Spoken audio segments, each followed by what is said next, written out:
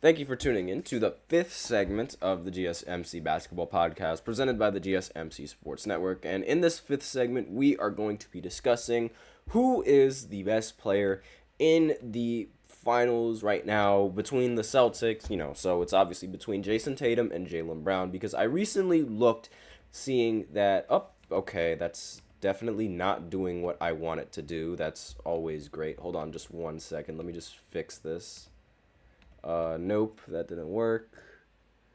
There we go. That's better. So that way you guys can take a better look at, the stats and the numbers that are present on your screen. I'm trying to make this, this image a little bit more visible for you guys, but I'm just not having the best time. So that says assists and yeah, assists per game, and there you go. There's your graphic right there. Assists per game, rebounds per game, and points per game. They're kind of mid. Like I'm not even. I really gotta say they're kind of for Jayson Tatum standards at least. They are exceptionally mid. This stat line right here, mid tier, and you can see that I'm moving it a little bit. But compared to what we're used to seeing out of Jayson Tatum, this is by far a very piss poor. That's a very good word. Performance coming in from him. Now, all around, it's great. Like all around, I mean, 17 points, 10 rebounds, and 8 assists. Those are all around great numbers. Just looking at the box, like and the individual stats. It's just the efficiency that I'm looking at that's really a problem. I mean, 17 points on 31% efficiency is horrible. And 28% shooting from the three is also horrible. Because it's like, what are we doing here? Like, what are we doing here? Like, literally, what are we doing here? And we want to.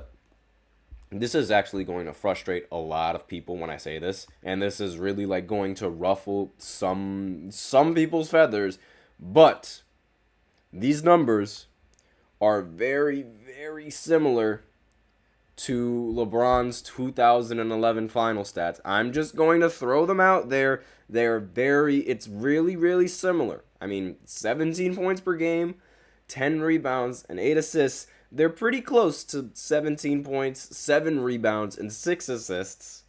And LeBron played 4 more games than Jayson Tatum currently right now. So, this is, it's looking to be like it's looking to be like it could be pretty, pretty bad. Oh, what is going on? Okay, there we go.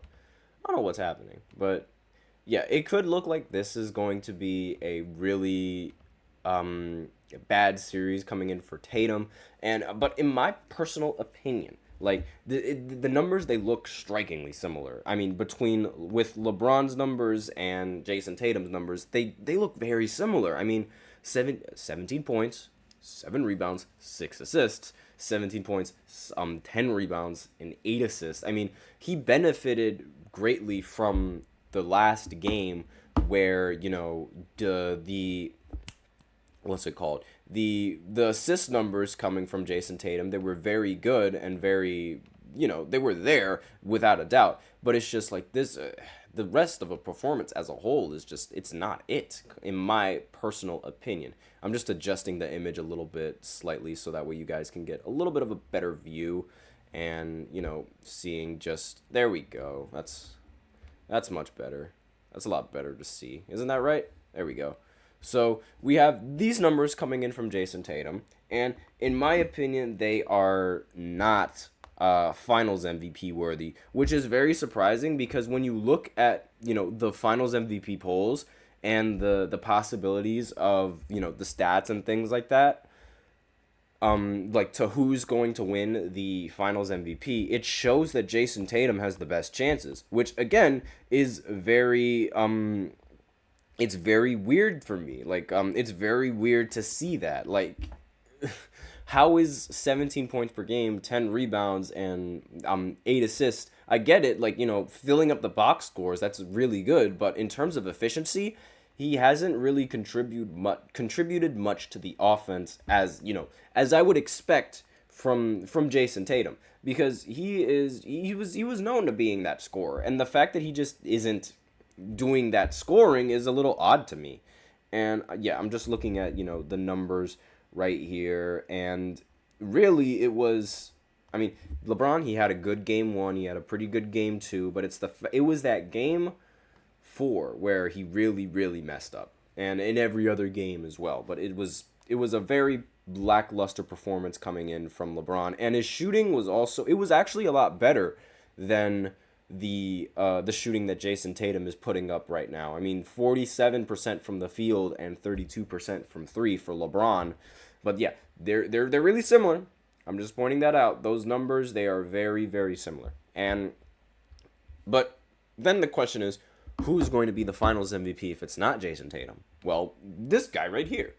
Jaylen Brown, he's been playing phenomenally in the playoffs and in the finals. And in fact, both of the times when the Celtics made it to the finals, Jaylen Brown was their best player in the finals. I mean, 21 points per game, 5 rebounds, and 4.5 assists. Obviously, these aren't the same, stat stuffing numbers that Jayson Tatum is able to get, which, it definitely helps. But what really is striking for me is the steals per game. If you look up at the top right, you could see that his steals per game is at 3. He's averaging 3 steals per game, which means that he's creating 3 more possessions for his team.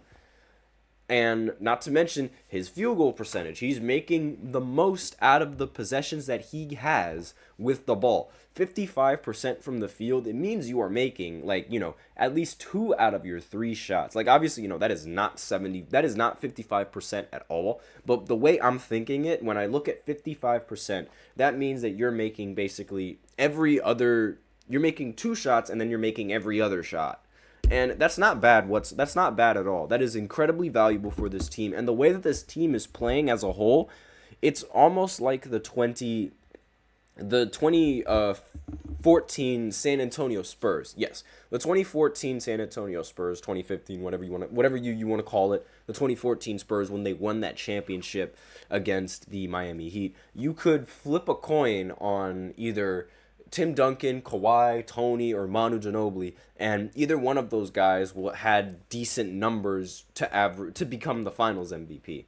Similar to in this series where you have several other players that are averaging good enough numbers to be considered the Finals MVP. I mean, recently you could make the argument that Kristaps could be a Finals MVP with his final stats that he's averaging right now. I'm just pulling up the final stats that he's averaging here, and let me see. I'm trying to find his game log real quick. Here we go. And in his game log in Dallas, when he's against Dallas, he's shooting 60% from the field, 28% from 3, which isn't that good, 16 points, 5 rebounds, and 2.5 blocks. So it's really the blocks, the rebounds, and the points that are going to be an argument for Kristaps. And there's also another player that could be considered a Finals MVP is Jrue Holiday, based off of that recent performance that he had from, he ended up let me see if I can pull up the game right over here. That's Luka's stats. Here we go. Jrue Holiday. He ended the game with 26 points, 11 rebounds, and 3 assists. And obviously, he wasn't a Finals MVP when he was on the Bucks, but it's not like his numbers here, it's not like they're bad. I don't have them up, but he's averaging 19 points, 4 assists, 9 rebounds, 9.5 rebounds, 1 steal, and let me see, 0.5 blocks, along with 65% from the field and 44% from 3. If he can keep this average up, and if he can keep doing what he's been doing in these games, I think it's going to be very difficult to argue that about him being a Finals MVP. His numbers are definitely there, but chances are that they're going to go with the person that has the more star power as opposed to the person that is actually, hooping, if that makes sense. And it's these numbers that he's averaging and the numbers that he's averaging in the playoffs, they're really, really good. And, they could possibly infuriate a lot of fans, and I honestly wouldn't be surprised if Jaylen Brown wins this, if Jayson Tatum wins this, or even if like Kristaps wins it or Jrue Holiday wins it. I mean, this team, a very formidable team, and they play their best at every single position. And let me just see. I'm curious on Derek White to see if he has a case of being the Finals MVP. And no, I don't think he does with his numbers. I think his numbers are very good coming in from whatever option you consider Derek White on that team. But they've been producing really well. But who is the best player on the Celtics? We cannot tell. I cannot tell. I definitely cannot tell in this series. I believe it's Jaylen Brown. He's definitely contributed a lot more. But there's also the argument that Jrue Holiday might be the best player in this specific series. Now, for the Celtics as a whole, could be Jaylen Brown if Jaylen Brown, capitalizes on this final series. But aside from that, really no other argument for Jayson Tatum. I mean, with Jayson Tatum being the best player, those numbers, they are not the best numbers whatsoever. So I really think it's Jaylen Brown. And then, granted, the series, it could take a turn. We might end up seeing, Jayson Tatum produce a lot better offensively, or we might see Jaylen Brown decrease offensively, and we might see somebody else play better, but who knows? So that's basically all I have for this final segment. Let me know in the comments what you guys think. Who do you guys think is the best player on the Boston Celtics? But I think it's Jaylen Brown for now. But that's basically all I have. Thank you so much for tuning in to the GSMC Basketball Podcast, presented by the GSMC Sports Network. Your support means a lot to us, so please remember to subscribe to the show and leave a positive review.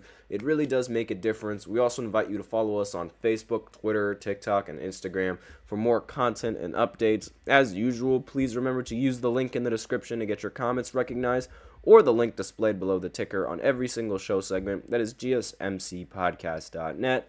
Really helps the show, makes the show much more interactive between myself and you guys. That is all I have for you guys today on this podcast. Thank you so much for tuning in. I am your host, Nelson, and as always, take care.